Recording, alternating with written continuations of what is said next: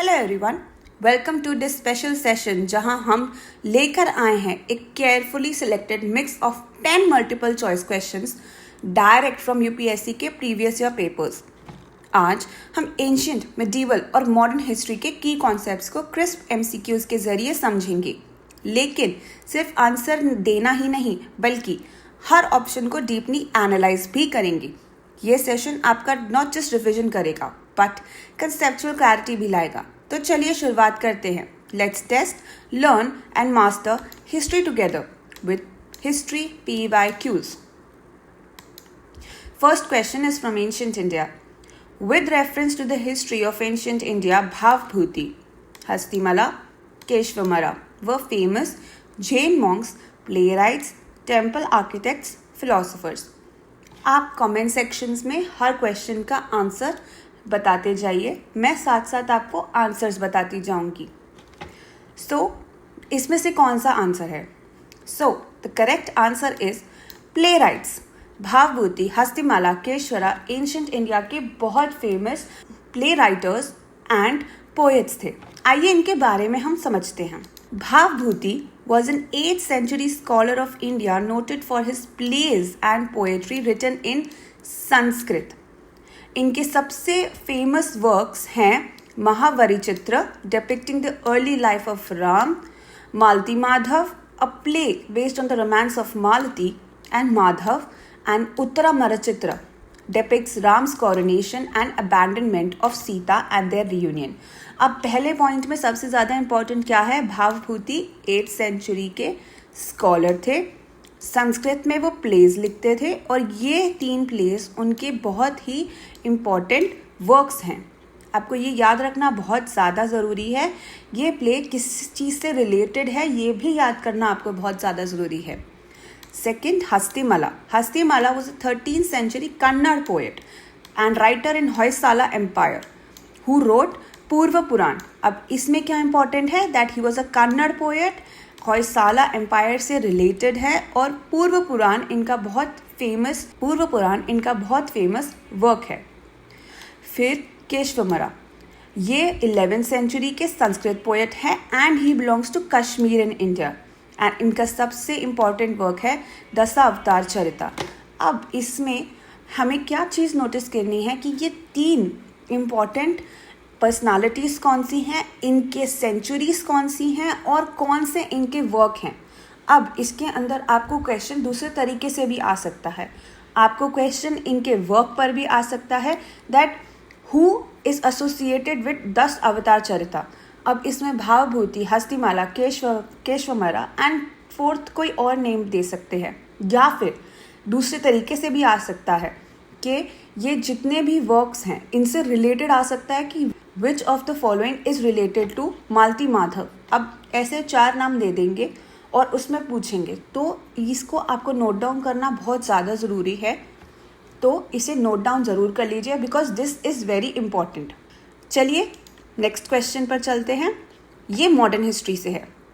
Who among the following is associated with songs from prison, a translation of ancient Indian religious lyrics in English? बाल गंगाधर तिलक, जवाहरलाल नेहरू, मोहनदास करमचंद गांधी, सरोजनी नायडू। अब ये चारों ही बहुत famous freedom fighters और बहुत important personalities हैं हमारे इंडिपेंडेंस के लिए, लेकिन सॉन्ग्स फ्रॉम प्रिजन किसका काम है, हमें उस पर फोकस करना है। सॉन्ग्स ऑफ प्रिजन, इसका आंसर है मोहनदास करमचंद गांधी। अब इसमें इम्पॉर्टेंट क्या है? सॉन्ग्स ऑफ प्रिजन लिखा गया था 1934 में after the civil disobedience movement. Songs of prison एक ट्रांसलेशन है जो महात्मा गांधी ने करी थी। जो ये एक बुक थी, जो एक कलेक्शन है पोएम्स एंड सॉन्ग्स का that were written by freedom fighters who were imprisoned during the struggle for independence. अब इसका मेन पॉइंट क्या है सॉन्ग्स ऑफ प्रिजन का, कि ये इंडियन लैंग्वेजेस में है, हिंदी, गुजराती, बंगाली और मराठी, और जो इसका थीम है वो रेंज करता है patriotism and nationalism to love and devotion. इसलिए ये बहुत ज़्यादा इम्पॉर्टेंट हो जाता है। चलिए अब नेक्स्ट क्वेश्चन पर चलते हैं। ये स्टेटमेंट बेस्ड क्वेश्चन है। Montague Chems for Reforms of 1919 recommended granting voting rights to all women above the age of 21. The Government of India Act of 1935 gave women reserved seats in the legislature. अब इसमें से statement कौन C correct है ये बतानी है. आप option सारे देख लीजिए, इसमें से कौन सा ऑप्शन करेक्ट है. ये दोनों ही गलत हैं. D is the right answer. अब पहले हम ये समझते हैं कि ये गलत क्यों है. मॉन्टेक चेम्स फॉर रिफॉर्म्स ने यूनिवर्सल फ्रेंचाइज को रिकमेंडेशन नहीं करी थी. तो रिकमेंडेशन जब नहीं करी थी तो फर्स्ट स्टेटमेंट गलत हो जाता है. वोटिंग राइट्स विमेन को दी गई थी, बट यहाँ पर स्टेटमेंट में देखना है कि ऑल विमेन नहीं था. इसमें टैक्सेस, प्रॉपर्टी, एजुकेशन क्राइटेरिया था जो फुलफिल करना था विमेन को, तो ये लिमिटेड था ओनली फॉर एलीट मेंबर्स. अब हम सेकंड स्टेटमेंट देखते हैं कि ये गलत क्यों है. 1935 के गवर्नमेंट ऑफ इंडिया एक्ट ने रिजर्व्ड सीट्स नहीं दी थी, बल्कि सेपरेट इलेक्टोरेट दिया था. रिजर्व सीट और सेपरेट इलेक्टोरेट्स में फ़र्क होता है. रिजर्व सीट्स में रिप्रेजेंटेशन इंश्योर होती है, जबकि सेपरेट इलेक्टोरेट्स में अलग वोटर लिस्ट होती है. अब हम government of India act of 1919 थोड़ा समझते हैं. इसमें डायरार्की इंट्रोड्यूस करी गई थी. इसमें डिवाइडेड थे provincial subjects in 2 list, that is reserved, जिसमें finance, law and order control करते थे गवर्नर, और ट्रांसफर्ड लिस्ट जिसमें education, health managed by ministers. जो गवर्नर था उसने सिग्निफिकेंट फाइनेंशियल और वीटो पावर्स थी, वाइल जो प्रोविंशियल लेजिस्लेटिव काउंसिल थी वो they were more over elected members, तो अथॉरिटी जो थी वो लिमिटेड थी. और बाई कैमरल लेजिस्लेचर था, मतलब 2 हाउसेस थे जिसपे गवर्नर जनरल का मिनिमम कंट्रोल था और वोटिंग राइट्स भी रिस्ट्रिक्टेड थे. और लेकिन सेंट्रल गवर्नमेंट के पास अनरिस्ट्रिक्टेड कंट्रोल था ओवर प्रोविंसेस. एक और चीज़ आपको मैं बताती हूँ. 1935 एक्ट के अंदर फेडरल स्ट्रक्चर प्रपोज किया गया था, लेकिन इम्प्लीमेंट नहीं हुआ था. वोटिंग अब भी लिमिटेड थी. अब नेक्स्ट क्वेश्चन पे चलते हैं. Now this is from medieval India. With reference to the medieval India, which one of the following is the correct sequence in ascending order in terms of size? Ascending order आपको याद रखना है, सबसे छोटे से सबसे बड़ा. इसमें से कौन सा करेक्ट आंसर है? अब आपको इसमें ये ध्यान देना है कि ये होता क्या है. परगना, सरकार और सूबा एडमिनिस्ट्रेटिव यूनिट्स हैं. तो अब आपको उस तरीके से सोचना है कि कौन सी एडमिनिस्ट्रेटिव यूनिट सबसे छोटी है और सबसे बड़ी है. तो ये एक हायरार्किकल स्ट्रक्चर है. परगना, सरकार, सूबा, सरकार, परगना, सूबा, सूबा, सरकार, परगना, परगना, सूबा, सरकार. मतलब क्या सबसे छोटा परगना है या सूबा सबसे बड़ा है, या फिर सूबा सबसे छोटा है, सरकार फिर उससे बड़ा है, परगना उससे बड़ा है. तो अब आपको ये बताना है कि इनमें से करेक्ट आंसर कौन सा है. So everyone, correct answer is ए.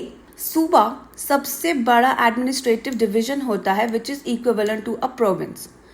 उससे छोटा होता है सरकार. It is a sub division of सूबा.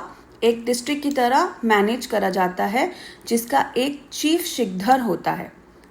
परगना उससे भी छोटा होता है. ये एक सब डिवीजन होता है सरकार का, जिसके अंदर काफ़ी सारे विलेजेस आते हैं. अब इसके अंदर ये 4 इम्पॉर्टेंट डेजिग्नेशंस हैं जो हमें याद करने की ज़रूरत है. शिखधर एक मिलिट्री ऑफिसर होता है जो रिस्पॉन्सिबल होता है for maintaining law and order. फिर आता है आमिन और मुंसिफ विच इज़ अ सिविलियन जज, फौतेदार which is a treasurer, and 2 खारकून्स विच इज़ क्लर्क्स और राइटर्स. अब इसमें ये चारों बहुत इंपॉर्टेंट डेजिग्नेशंस हैं जो आपको याद करना बहुत ज़्यादा ज़रूरी है, क्योंकि प्रीलिम्स में ये बहुत बार क्वेश्चन पूछा जाता है डेजिग्नेशंस से, स्पेशली डेजिग्नेशंस, क्योंकि मेडिवल इंडिया में ये बहुत ज़्यादा इम्पॉर्टेंट है. एंड ये मैच द फॉलोइंग की तरह भी पूछा जाता है कि कौन सा डेजिग्नेशन किससे मैच करता है. जैसे शिखधर के आगे सिविलियन जज दे दिया, फौतेदार के आगे क्लर्क्स दे दिया, खारकंस के आगे ट्रेजरर दे दिया, आमिन के आगे मिलिट्री ऑफिसर दे दिया. अब आपसे ये पूछा जाएगा कि इसको आप मैच करें, तो इसीलिए आपको ये डेजिग्नेशंस याद रखना बहुत ज़रूरी है. एंड गाइज, अगर आपको लगता है कि आपको ये नोट डाउन करने की ज़रूरत है, प्लीज़ आप इन्हें नोट डाउन कर लीजिए. This is very important. ये आपके नोट्स में काम भी आएगा. These are very small topics, लेकिन ये बहुत इंपॉर्टेंट रहते हैं. And even for mains perspective, अगर आपको आंसर भी फॉर्म करना है रिगार्डिंग द एडमिनिस्ट्रेटिव यूनिट, तो भी आप इनको यूज़ कर सकते हैं. तो आपको ये याद करना बहुत ज़रूरी है, क्योंकि ये हायरार्किकल स्ट्रक्चर है एडमिनिस्ट्रेटिव एफिशिएंसी का एम्पायर में जो यूज़ होता था मेडिवल पीरियड में. चलिए हम आगे बढ़ते हैं. ये भी मॉडर्न इंडिया से क्वेश्चन है. Who among the following was associated as secretary with Hindu female school, which later came to be known as Bethune Female School? अब इसमें भी हमें 4 ऑप्शंस दिए हैं. एनी बेसेंट, देवेंद्रनाथ टैगोर, ईश्वर चंद्र विद्यासागर, सरोजिनी नायडू. अब इसमें इम्पॉर्टेंट चीज़ क्या है जो आपको पॉइंट आउट करनी है. बेथून फीमेल स्कूल कब फाउंड हुआ था? ये फाउंड हुआ था 1849 में ही फाउंड हुआ था. तो अब इसमें से एनी बेसेंट तो हट जाएंगी और सरोजिनी नायडू भी हट जाएंगी, तो एलिमिनेशन हो गया. तो अब इन दोनों में से कौन है? इसका आंसर है ईश्वर चंद्र विद्यासागर. एनी बेसेंट ने थियोसॉफिकल सोसाइटी से जुड़ी थी, लेकिन उनका संबंध लेटर फेज में विमेन एजुकेशन से था, तो पर ये आंसर नहीं हो सकता. देवेंद्रनाथ टैगोर ब्रह्म समाज के लीडर थे, लेकिन उनका डायरेक्ट रोल इस स्कूल से नहीं था. और सरोजिनी नायडू एक पायनियर थी विमेंस राइट के फील्ड में, लेकिन बेथून फीमेल स्कूल से उनका कोई रिलेशन नहीं था. Ishwar Chandra Vidyasagar is the right answer. Now about Ishwar Chandra Vidyasagar, he was a reformer whose ideas blended Indian values with western thought. He became the principal of Sanskrit College in 1850. Now this is very important, क्योंकि ये question कई बार पूछा गया है and इससे related भी questions पूछे गए हैं कि who is related to Sanskrit college, या फिर उसका ईयर भी पूछा जाता है, स्टेटमेंट बेस्ड भी पूछा जाता है. तो ये भी आपको याद करना बहुत ज़्यादा ज़रूरी है. गाइज, जो मॉडर्न इंडिया का जो रिफॉर्म एरा है उसमें काफ़ी क्वेश्चंस पूछे जाते हैं related to the colleges that were found, the schools that were found, या फिर ईयर बेस्ड क्वेश्चन होते हैं.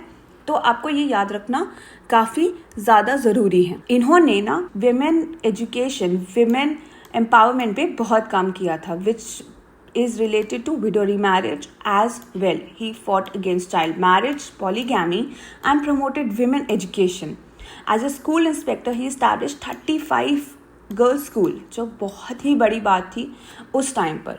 Bethune School was founded in Calcutta, which was a result of a powerful movement for women's education that arose in 1840s and 1850s. जैसे कि मैंने आपको बताया कि 1849 में तो वो फाउंड हुआ था, इसीलिए ये इम्पॉर्टेंट है. गाइस, जो भी आपको चीज़ लग रही है आप प्लीज़ उसे नोट डाउन करते जाइए, because these are very important points. Mains perspective से ये मैं आपको शॉर्ट नोट्स की तरह ही दे रही हूँ, आप इनको भी नोट डाउन कर सकते हैं. रिफॉर्मर्स पर काफ़ी बार क्वेश्चंस आते हैं, स्पेशली पेपर 1 में, तो प्लीज़ आपको इन सब चीज़ों का काफ़ी ध्यान देना पड़ेगा. नेक्स्ट क्वेश्चन पे चलते हैं. मॉडर्न इंडिया से ही क्वेश्चन है. With reference to 8 August 1942 in Indian history, which one of the following statement is correct? अब यहाँ पर correct पूछा गया है. Quit India resolution was adopted by the AICC. The Viceroy Executive Council was expanded to include more Indians. Congress ministries resigned in 7 provinces. Cripps proposed an Indian union with full dominion status once the Second World War was over. अब इसमें से correct answer क्या है? So guys, अभी हमारे को पहले ये ध्यान देना है कि इस डेट से रिलेटेड कौन सी चीज़ है. सबसे पहला, quit India resolution was adopted by AICC. अब मैं भी जानती हूँ और यहाँ पे सब काफ़ी लोग जानते होंगे कि ये 1942 में आया था, लेकिन हम पहले दूसरे पॉइंट्स भी देखते हैं. तो वाइसरॉयज एग्जीक्यूटिव काउंसिल एक्सपेंशन, ये change government of India act के तहत हुआ था, जो हुआ था 1919 में. एलिमिनेट हो गया, ये इससे रिलेटेड नहीं है. पहली बार एक इंडियन इस काउंसिल में 1900 एक्ट के तहत इंक्लूड करा गया था, तो ये तो ऑप्शन गलत हो गया. कांग्रेस मिनिस्ट्री रिजाइंड इन 7 प्रोविंसेस. अब ये कब हुआ था? ये हुआ था 1939 में.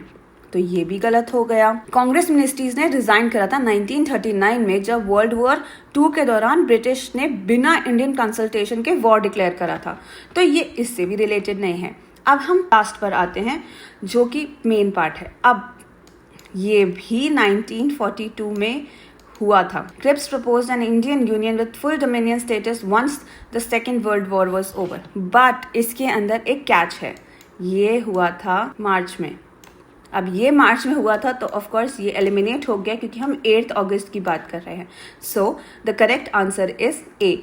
गाइस, एलिमिनेशन मेथड आप हमेशा यूज करिए बिकॉज इसमें आपके चांसेस भी बढ़ जाते हैं एंड आप आराम से आंसर भी दे सकते हैं, इसीलिए एलिमिनेशन मेथड यूज करना बहुत ज़्यादा इंपॉर्टेंट है। अब इसमें हम ए और डी में कंफ्यूज होते, लेकिन हमें एक चीज़ याद रखनी है कि क्विट इंडिया रेजोल्यूशन की डेट जो है वो 8 अगस्त 1942 है और क्रिप्स मिशन का जो प्रपोजल था वो मार्च 1942 था, तो इसीलिए ये डेट्स को आप थोड़ा याद रखिए। अब हम बात करते हैं क्विट इंडिया मूवमेंट के बारे में। Quit India resolution was ratified at the Congress meeting at Gwalior Tank, Bombay on 8th August 1942. The meeting was resolved to demand an immediate end to the British rule in India, declare commitment for free India to defend itself from all types of fascism and imperialism. और इसमें एक और important चीज़ थी, गांधी जी ने इसमें do और die का नारा भी दिया था।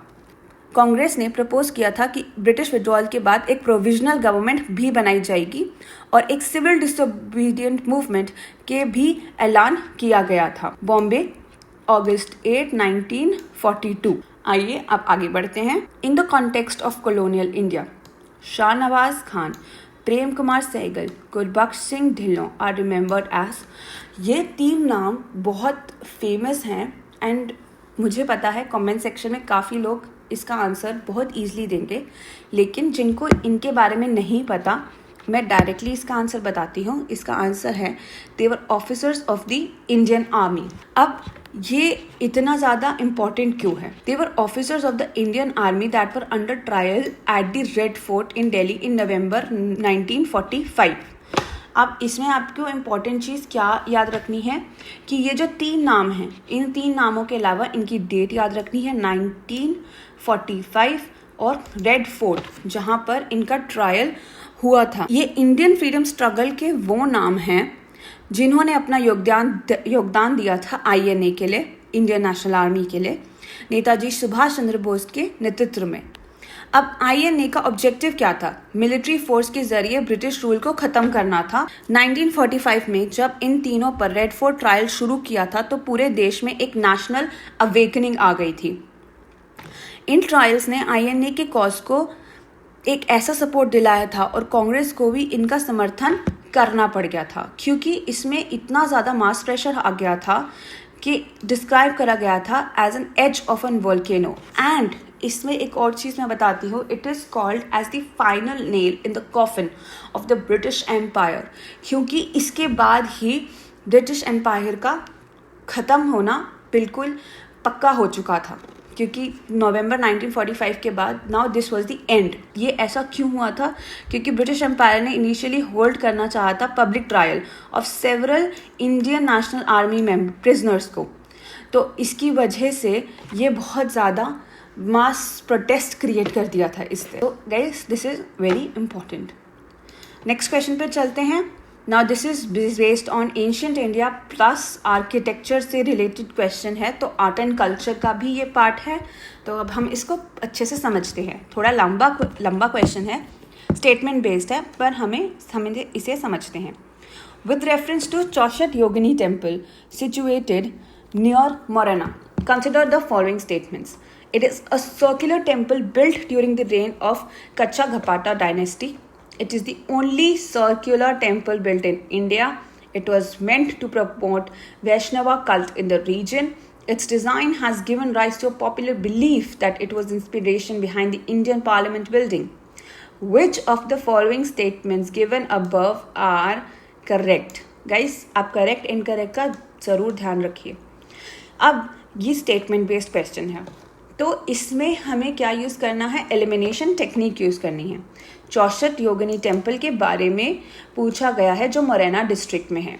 ये भी याद करना आपको जरूरी है कि चौसठ योगिनी टेम्पल लोकेटेड कहाँ पर है। मोरेना डिस्ट्रिक्ट एमपी में लोकेटेड है। अब हम स्टेटमेंट्स पर आते हैं। पहला statement, it is a circular temple built during the reign of Kachchhapaghata dynasty. Now this statement is correct. तो इसमें ए और सी, तो थर्ड स्टेटमेंट तो अपने आप ही एलिमिनेट हमने कर दिया। अब सेकंड स्टेटमेंट देखते हैं। It is the only circular temple built in India. Is it the only circular temple built in India? No. So ये स्टेटमेंट भी गलत हो गई। थर्ड स्टेटमेंट हमने पहले ही एलिमिनेट कर दिया था। It was meant to promote Vaishnava cult in the region, which is wrong because this is related to Shaivism and tantricism. तो थर्ड स्टेटमेंट का इनकरेक्ट होता है। फोर्थ, ये करेक्ट है। Its design has given rise to a popular belief that it is an inspiration behind the Indian Parliament building. This is correct because वो भी उसी format में बना है, सर्कुलर फॉर्मेट में, जैसा चौसठ योगिनी टेम्पल बना है। आइए थोड़ा हम चौसठ योगिनी के बारे में भी समझते हैं।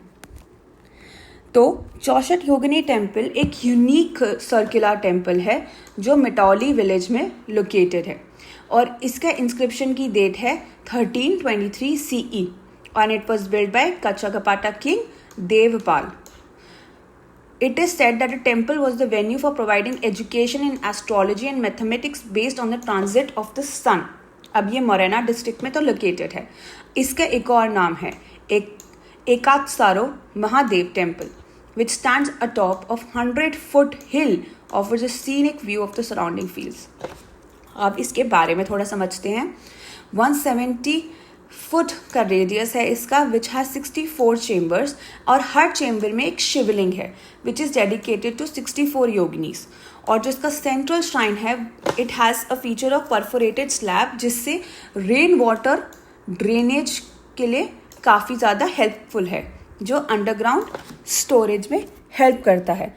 इसी तरीके से जो हमारा सेकंड स्टेटमेंट था और हमारा थर्ड स्टेटमेंट था वो गलत हो जाता है, बिकॉज इसका दूसरा नाम ही महादेव से स्टार्ट है, तो वो चीज़ काफ़ी एविडेंट हो जाती है। तो अगले क्वेश्चन पे चलते हैं। Now this is also related to ancient India but location based question है। Which of the following statements is correct?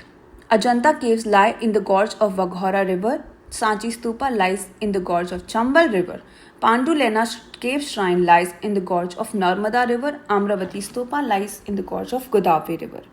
अब क्योंकि ये एक स्टेटमेंट बेस्ड क्वेश्चन है तो हम पहले इसको सॉल्व करते हैं। पहला statement, Ajanta lies in the gorge of Waghora river, ठीक है, इसको हम बाद में देखते हैं, पहले हम नेक्स्ट स्टेटमेंट देखते हैं। Sanchi stupa lies on the gorge of Chambal river.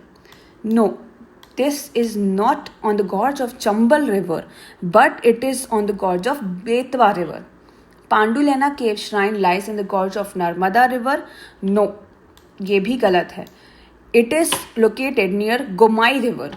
And last question, Amaravati lies on the gorge of Godavari. No, this is located on Krishna river. So A is the correct answer. अब थोड़ा सा अजंता केव के बारे में भी समझते हैं।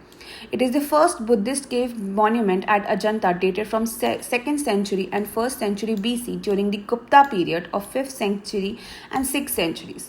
And it has more richly decorated caves were added to the original group. The paintings and sculptures of Ajanta are considered masterpieces of Buddhist religious art and have a considerable artistic influence. इस cave में total 30 caves हैं, जिसमें चैत्यगृह विच is a century और बाकी विहारास हैं which means a monastery located है। अब इसमें आप थोड़ा सा इसमें ये ध्यान रख सकते हैं कि जो 5 केव्स हैं 9, 10, 19 और 26 एंड 29 वो चैत्यगृहास हैं और जो बाकी हैं वो विहारास हैं और ये कनेक्टेड हैं by a river by rock cut staircases. Next question पे चलते हैं। Which one of the following ancient towns is well known for its elaborate system of water harvesting and management by building a series of dams and channelizing water into connected reservoir? Guys, ये हमारा आखिरी question है but a very important question related to ancient India. Harappan period से रिलेटेड ये question है। आपको पता चल गया होगा ऑप्शंस को देखकर, क्योंकि ये सारी हड़प्पन साइट्स हैं। अब हमें सबसे ज़्यादा इम्पॉर्टेंट चीज़ इसमें क्या देखनी है, वाटर हार्वेस्टिंग एंड मैनेजमेंट। अब ये कहाँ पर लोकेटेड है, मैं जानती हूँ काफ़ी लोग कमेंट सेक्शन में इसका आंसर बहुत ईजिली बता देंगे, लेकिन इसमें एलिमिनेशन टेक्निक यूज़ करने की मुझे नहीं लगता ज़रूरत है, बिकॉज ये बहुत ही स्ट्रेट फॉरवर्ड क्वेश्चन है। थोड़ा सा उसको एलैबोरेट कर दिया है और कुछ नहीं किया है, वो उसका काइंड ऑफ डिफाइनिंग स्टेटमेंट दे दी है। इसका करेक्ट आंसर है धौलावीरा। ये जो बाकी 3 साइट्स हैं उसके बारे में थोड़ा डिस्कस कर लेते हैं। कालीबंगन राजस्थान में लोकेटेड है और इसकी एक खासियत है फायर ऑल्टर्स और एक अर्ली प्लाउड फील्ड। यहाँ पे एडवांस्ड वाटर मैनेजमेंट सिस्टम का सीन नहीं है। राखीगढ़ी सबसे बड़ी साइट है एंड इसमें काफ़ी ज़्यादा माउंट्स भी देखने को मिले हैं, बट यहाँ पर भी वाटर मैनेजमेंट सिस्टम का देखा नहीं गया है। रोपड़ जो पंजाब में लोकेटेड है, यहाँ इस साइड पे वाटर सिस्टम है लेकिन धौलावीरा के लेवल का नहीं देखा गया है। धौलावीरा के बारे में थोड़ा समझते हैं। ये एक एंशियंट सिटी है which is located in southern centre of the Harappan civilisation और ये गुजरात में लोकेटेड है। अब इसका हम टाइम पीरियड देख लेते हैं, 3000 to 1500 BCE, one of the best preserved urban settlements from the period in the Southeast Asia, comprised a fortified city and a cemetery। अब धौलावीरा की सबसे खास बात क्या है, क्योंकि एक फोर्टिफाइड सिटी है, ये 2 पार्ट्स में डिवाइडेड है, एक सिटाडल है, एक लोअर टाउन है। तो वो हमें इससे ये समझ आता है कि उनकी उस टाइम पर सिटी किस तरीके से डिवाइडेड थी। अब यहाँ पर 2 सीजनल स्ट्रीम्स प्रोवाइड करती हैं पानी। तो यहाँ क्योंकि ये एक एरिड रीजन है तो यहाँ पर काफ़ी ज़्यादा डैम्स और वाटर स्ट्रक्चर्स बनाए गए थे पानी को स्टोर करने के लिए। तो यहाँ पर रेन वाटर कलेक्शन के लिए multiple tanks, check dams, drainage system बनाए गए थे। क्योंकि ये जैसे मैंने पहले बताया कि ये बैरन और एरिड रीजन है, तो इसी के लिए वहाँ पर डैम्स और वाटर स्टोरेज के सिस्टम बनाए गए थे। एंड सबसे इम्पॉर्टेंट चीज़ कि यहाँ का जो सोफिस्टिकेटेड वाटर मैनेजमेंट सिस्टम है वो डेमॉन्स्ट्रेट करता है कि धौलावीरा के लोग कितना ज़्यादा स्ट्रगल करते थे इतने हार्श एनवायरनमेंट में भी। So guys, this was the last question. Guys, आज आपने हमारे साथ 10 MCQs करे हिस्ट्री बेस्ड रिविजन सेशन में। आपने देखा कैसे PYQs के जरिए हमने ancient, medieval and modern India के इंपॉर्टेंट टॉपिक्स को कवर करा with detailed explanation with authentic sources only. अगर आपको ये सेशन हेल्पफुल लगा तो लाइक ज़रूर करें, अपने फेलो एस्पिरेंट्स के साथ शेयर करें और चैनल को सब्सक्राइब करना ना भूलें for such more focused UPSC content. और प्लीज़ गाइस, अपना स्कोर कमेंट सेक्शन में ज़रूर बताइएगा किसने कितना स्कोर करा, 10 में से क्या ही आपका स्कोर रहा, कितने आंसर्स आपके सही हुए, कितने आंसर्स आपके गलत हुए। गाइस, जितने मैंने यहाँ पर प्रोवाइड करे एक्सप्लेनेशंस, आप उनको नोट डाउन कर लेना। जो आपके इनकरेक्ट हुए हैं वो भी, एंड जो करेक्ट हुए हैं उनके लिए भी एक्सप्लेनेशंस नोट डाउन ज़रूर करिए। और आप हमें कमेंट सेक्शन में बताइए क्या हम हिस्ट्री सब्जेक्ट ही कंटिन्यू करें या फिर कोई और सब्जेक्ट लेकर आएँ। प्लीज़ गाइस, कमेंट सेक्शन में इसके बारे में ज़रूर बताइए। लाइक, शेयर और सब्सक्राइब करना ना भूलें और साथ में आशा बैच का रजिस्ट्रेशन लिंक को ज़रूर देखें। Thank you so much.